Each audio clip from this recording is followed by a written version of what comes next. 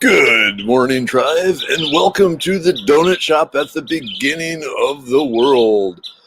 I am your donut dude, Dr. Mark Merriweather Vorderbruggen, doer of things. And we are joined by Chirpy, as usual. Chirpy is in the tree somewhere. Chirpy is very loud today. I don't know what's going on. He's just happy about life, he, she, it. I don't know. I know plants, not birds. My main interactions with birds involves a fork. Hey, good morning, John Mark. Hey, you are the first person in. How are you today? It's Friday. Oh, man. Wow, flashback. Hey, Jennifer. Hey, Chirpy. Jennifer says hi. Chirpy goes squawk, squawk, squawk, squawk. Good morning. Oh, let's just put this up here because the ever entertaining. Good morning, Neil. Another sleepless. Gave up and got around 3 a.m. Partially mangled lizard.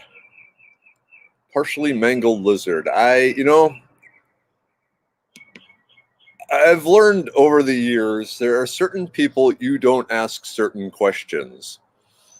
Kathleen is one of them. All right. All hail Chirpy. Chirpy. Hello, Chirpy. Okay. Hey, Nick. Thank you for supporting YouTube.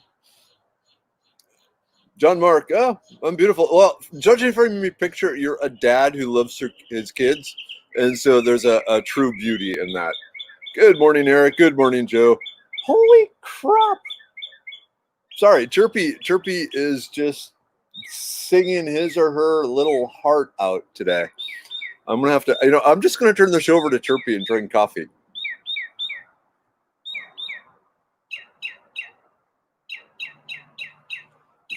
Okay, we know that's not actually going to happen because then I'd lose all my viewers. Hey, John. Good morning, John. Good mix, Yopan and coffee.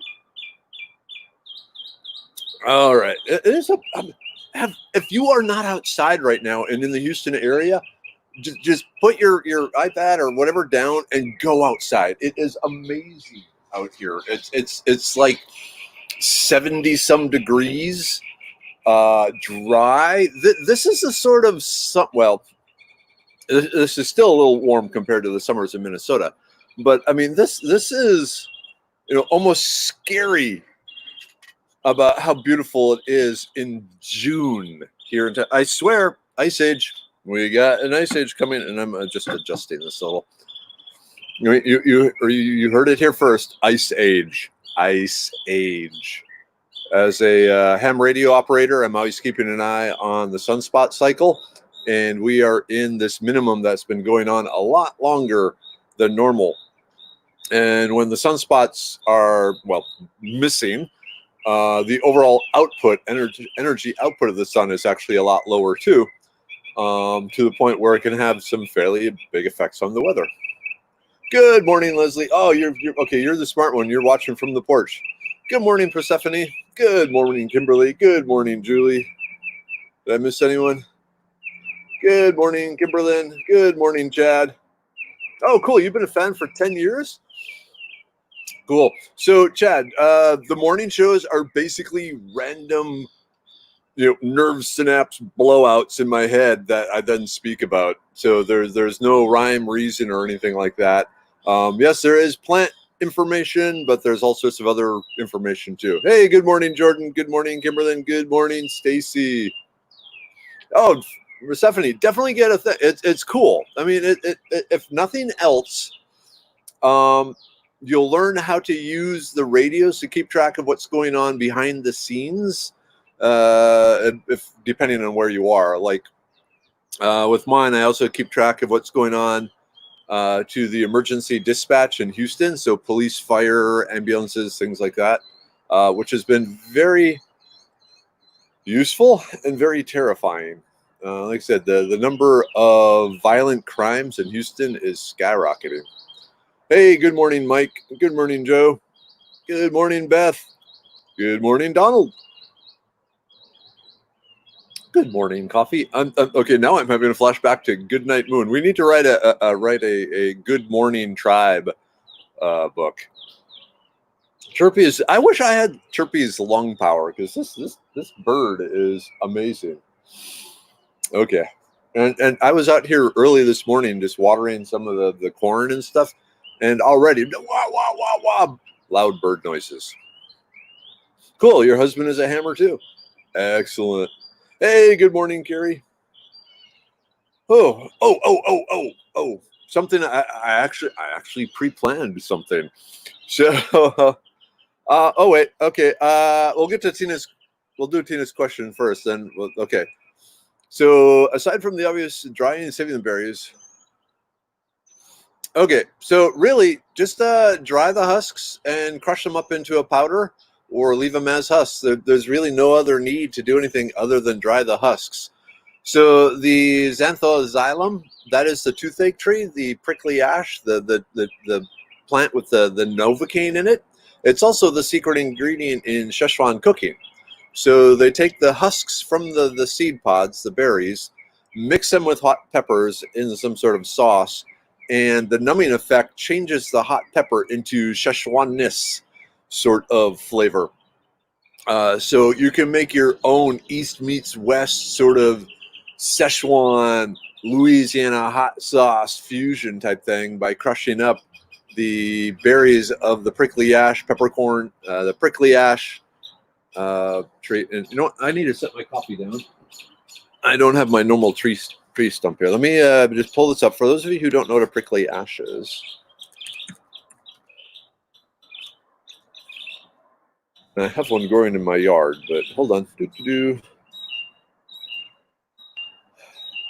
Wow, I got a lot of plants on foraging Texas. Okay, there we go. Prickly ash.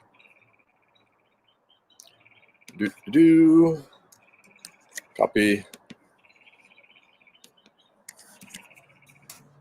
Okay. Hey, good morning, Terry. Yep. And there was this broad. What? It shouldn't. Okay, StreamYard is pretty awesome, but every so often it decides it doesn't know what the hell is going on. All right, and now I'm still here. All right, Facebook people. Sorry, I had to get my coffee. Facebook people, someone post something because it's saying I'm no longer on Facebook. Okay, yeah, Jennifer, the husk is the little ball. Right now they're kind of green and they almost look like a golf ball. They have lots of little dimples on them. Prickly ash, yes, it grows on the Houston outskirts. It grows down in Houston. It grows all the way from, well, really from like Corpus Christi and Victoria all the way up into Canada. Okay, good. For some reason, the StreamYard here was saying that I was not on Facebook. Oh, what's this?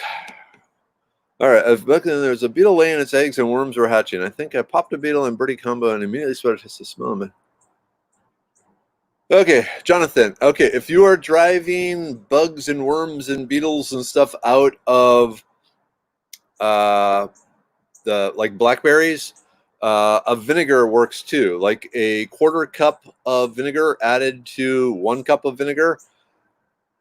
That's a basic ratio, 1 to 4. And then just swirl the berries and stuff around in there, and then you have to rinse them really well.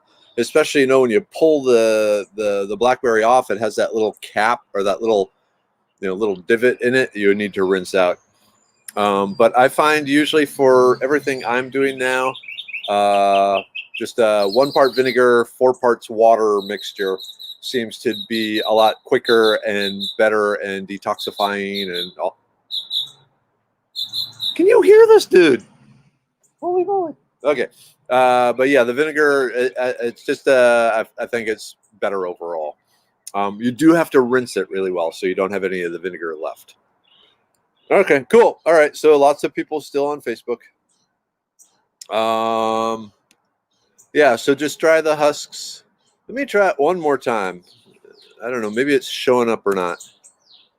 Okay, there. Okay, it seemed to work there now. So the prickly ash, the plant. Nope. that's still saying this broadcast was deleted on Facebook. So I've noticed something, and I don't know if it is a robot thing or what, but more and more certain posts from the Foraging Texas website tried to be shared on Facebook get blocked. And I've gone through them. I can't figure out, there's no offensive language or anything like that. I don't know if the pictures look weird to the robots or whatever. But yeah, I've been running into a problem with Facebook that okay, so it is coming up there. All right. Because I know, like I said, more and more, when I'm making these posts in the morning and so forth, I have to fiddle around and try and do some end runs around Facebook. But hey, all hail our computer overlords. All right. Was there a new? I saw someone saying hi, Ryan. Is there a new person in the audience today? You're mocking. I like this. Okay, Ben Key, your mockingbird gets mine riled up in the morning. I'm sorry. It's like when one dog starts barking, they all start barking. Yeah, that is just an incredibly loud bird. Okay. Hey, good morning, Jason. Good morning, Elena. But yeah, the prickly ash, they're found all over the world. There's tons of them up in Minnesota. There's tons of them across Texas. Even out in the West Texas desert area, there's a version. And they all have that numbing effect in the bark, the leaves, and in the berries. So, oh, saying hi to my husband who was watching us. Okay. Cheryl, so also on YouTube, the YouTube/user/Dr. Merriweather, there's links over on the Foraging Texas website. So this broadcast is done simultaneously. Thank you, Wazoo Survival. Yay, Wazoo Survival. It's broadcast on the Foraging Texas Facebook page and also on the Dr. Merriweather YouTube channel at the same time.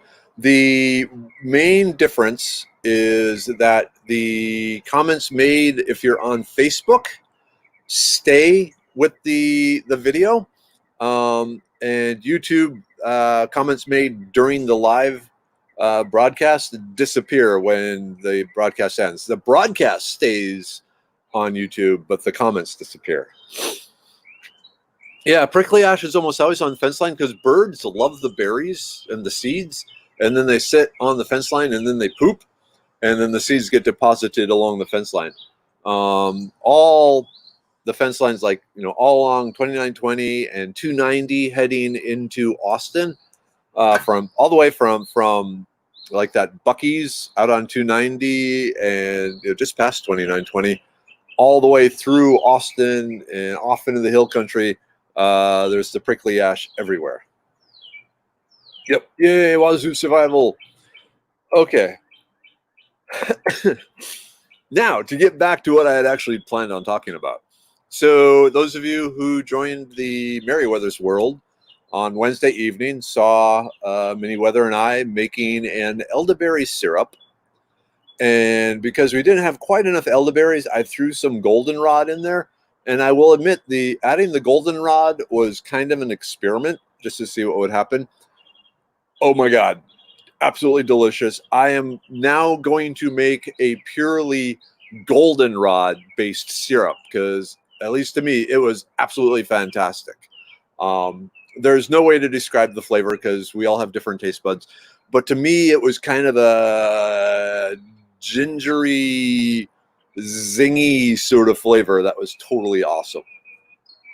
So if you're out there drying goldenrod leaves and you have a bunch of goldenrod leaves dried, go ahead and use that syrup recipe and see what happens. Man, oh man, Jackie, if you are here, you will love it. All right. Okay, Marion. Good morning. I'm about ready to make my second fermentation of kombucha. Cool. Okay. Marion, excellent question. I'd rather forage something this weekend in the Sam Houston National Forest. What would you recommend? I could put a slice of lime or whatever, but I'd rather forage something. Okay, two things going on here, Marion. So the first is you are not allowed to take plants from the Sam Houston National Forest, or National Forest in general. That's forbidden. It had been that you were allowed to take mushrooms. So you could probably do like turkey tail or reishi or blue indigo or oyster or any number of mushrooms that are growing out there. But I recently had a fan email me and say he was talking to the park rangers about it, and the park ranger said no foraging mushrooms. So up until yesterday, as far as I can tell, it was okay to forage mushrooms up in the Sam Houston. Now, I don't know if this park ranger was like the park superintendent, the top dog, or just some random ranger who didn't quite know all the rules and just was making it up as he goes, or what. Now, that being said, the superintendent of each national forest, in the end, gets to make the specific rules. And like I said, in all the other national forests across the nation, you are allowed to forage mushrooms. In a few cases, there is a $2 permit. In a few cases, there is a free permit. And others, you just go in with your basket and your sharp knife and very carefully and respectfully harvest the mushrooms. But as of yesterday, the word has come down to me, and I'm still trying to get more information and confirm this. But supposedly now the ability to forage even mushrooms in the Sam Houston has been put on hold. So I'm not sure what's going to happen there.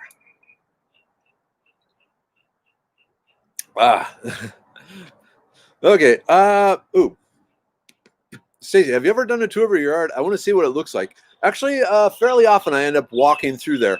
I forgot to plug my computer in last night, and so I was at like 29% battery charge, so I'm stuck to an outlet. But if you keep showing up in the morning, you'll definitely get assorted tours. I would spin the camera around, but the sun is very bright. But yeah, it's a pretty awesome backyard, even if I do say so myself. Okay, but Marion, right now I would put any foraging in the Sam Houston plans on hold until we can figure out just what's going on. Kimberlyn, you recommended a mushroom guide to me about 5 years ago. Yes, there's a. That's meant. I need to put my coffee down. Let me. So there have been 2 new mushroom guides that have come out in the last like 3 years that are absolutely fantastic. They're for like the Texas region. Let me just shop.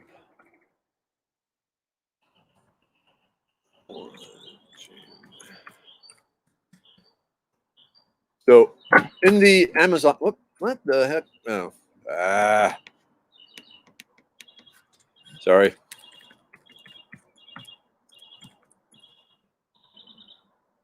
Oh, there it is. So on my Amazon foraging Texas shop, I have a whole thing on mushrooms. Oops, where is it? There we are. And it has the books. And it's the mushrooms of the Southeast and mushrooms of the Gulf Coast states. And they are absolutely fantastic. So let me just put a link there. Texas mushroom guides. Chirpy, I love you, Chirpy. Okay. All right. So, and just a reminder, if you buy anything from my Amazon store, I get 6% of the sales price. So that's cool. Oh yeah. So yeah, Stacy, and I'll just swing this around here. You really can't see much. The sun's just going to blank everything out right now. But yeah, my garden is named Raven Scar. It's my sanctum sanctorium, my place to relax and commune with the mockingbird. But it's kind of a wilderness in suburbia sort of thing. Oh, Tribal prayer, Kelly. All right, definitely. Good morning. Say a prayer for my 14-year-old lab mixed dog. Her name is Star. She's not doing well, and I think we may see her last day today. Oh man, that's the hardest thing about pets is the day you have to say goodbye. I'm so sorry, Kelly. The pain of losing a pet is scary. It shows just how much love humans are capable of. So please, may God grant you peace in this time and peace in Star, and bring her the happiness every dog deserves. The tribe is there for you, Kelly.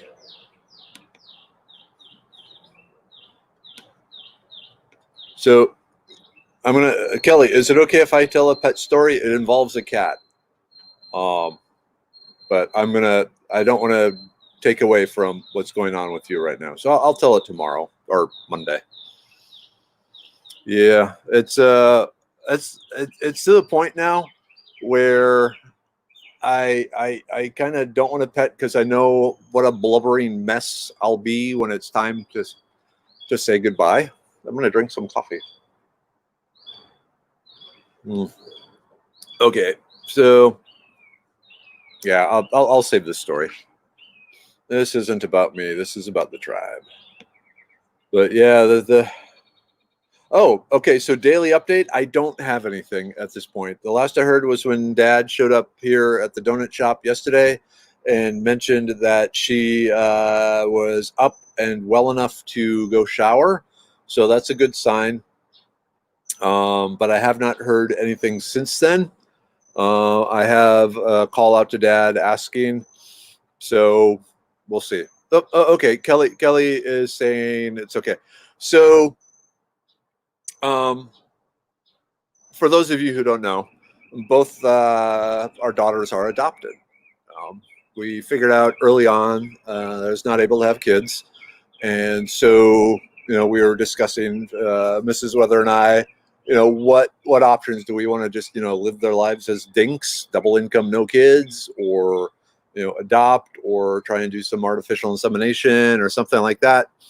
And I was praying about it and wondering, okay, because one of my big concerns with adoption was, would I truly be able to love a kid that biologically wasn't my own? And so I had some real concerns about that. And so I was sitting there at the computer and just thinking and praying about it. And then our cat Oz jumped up into my lap and plopped down like he always did and started purring, and I'm petting him. It's like, I love you, Oz. And at that moment I realized, okay, wait a minute, Mark, you have this amazing love for this cat. It's not even human, but you would give your life for this cat. You love this cat.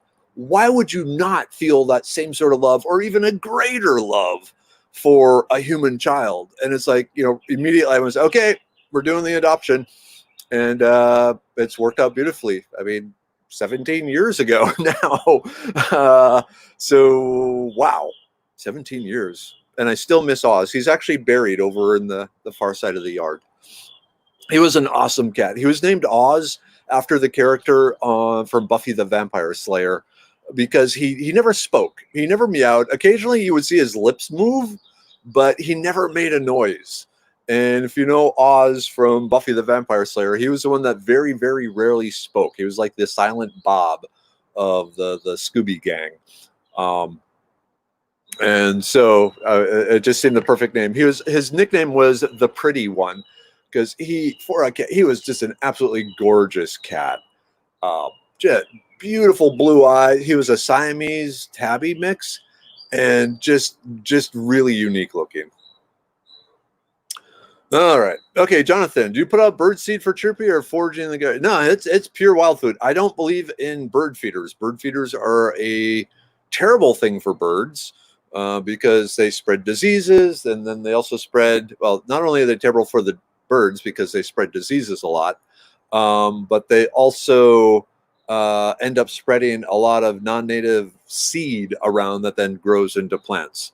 So it's all forage. I mean, there's plenty of bugs and lizards and pizza crusts and peanuts and whatever are out here. Okay, there's not pizza crusts. But yeah, it's all wild. I got pretty much, there's always something that has some berries or something for the birds to eat.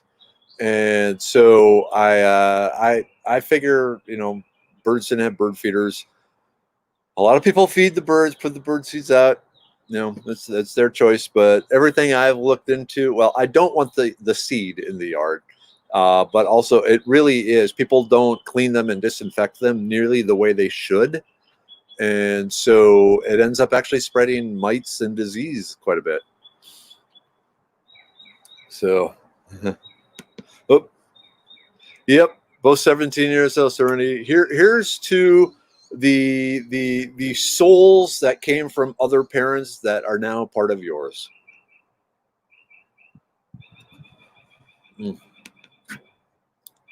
Like, I cannot imagine more perfect kids for me than the two I have.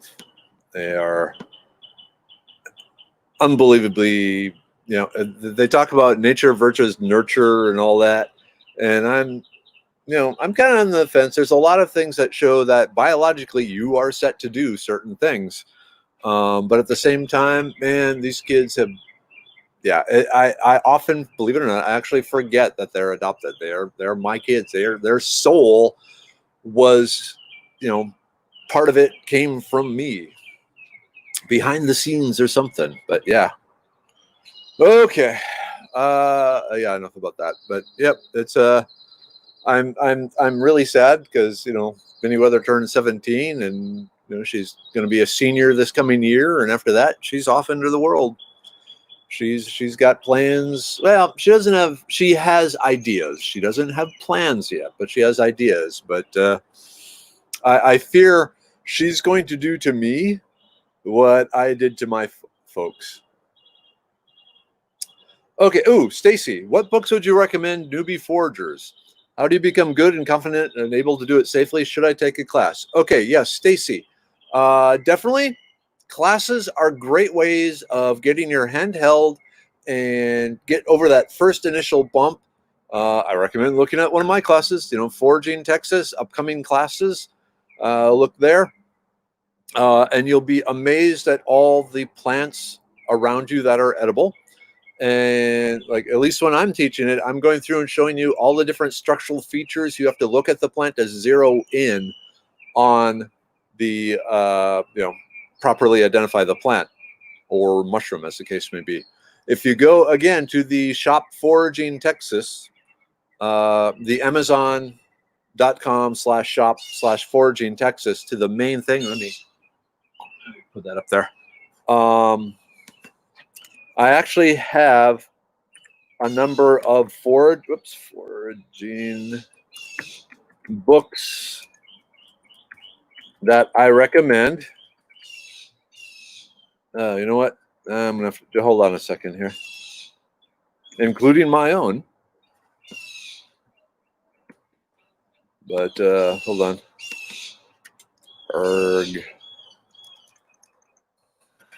But it all boils down to attention to detail. I tell people, if you can tell the difference between a peach and a nectarine, then you can forage safely.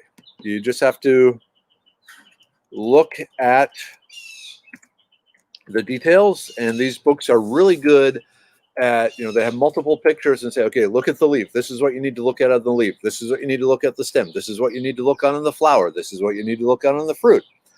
And all those work together to help you identify the plant.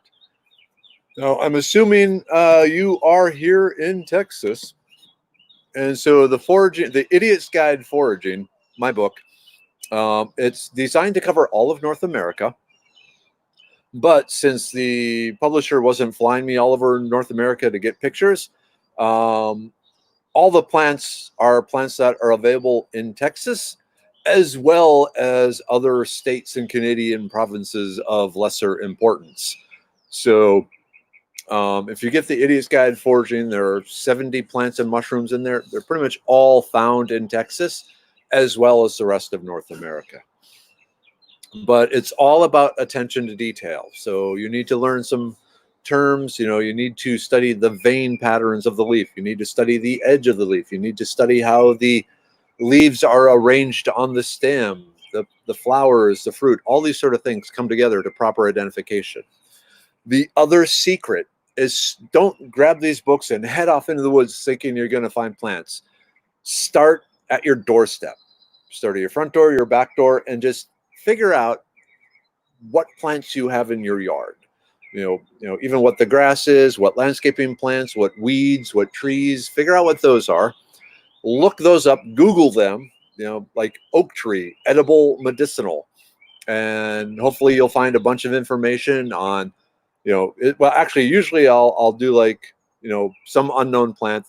Once I figure out the name of the plant, first thing I do is see, name a plant and word toxic to see if there's any record of it being poisonous. Then if it is, then I'll do a search, the same plant name with the word medicinal.